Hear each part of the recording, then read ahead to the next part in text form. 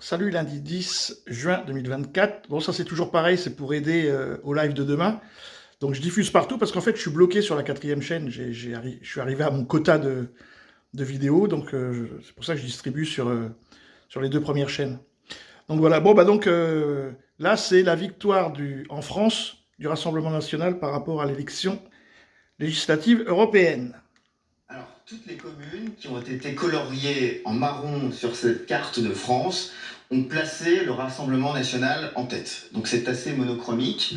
Le dernier chiffre d'estimation, c'était 94% des communes, des 35 000 communes françaises, ont placé le Rassemblement national en tête. Et effectivement, si les scores sont les plus forts dans les bastions ici au nord, il y a quand même une vaste conquête de l'Ouest. Je vais vous montrer ça avec des cartes. Ça, c'est 2019, les européennes, et ça, c'est donc celle d'hier.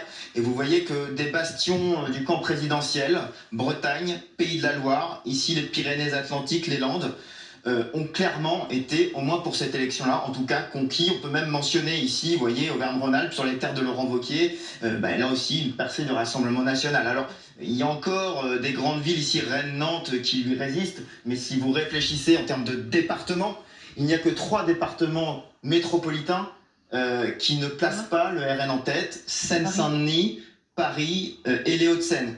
Et quand je dis l'Île-de-France, en fait, l'Île-de-France dans sa globalité, en revanche, place bien, d'une courte tête, mais place bien Jordan Bardella en tête, ce qui donne cette carte.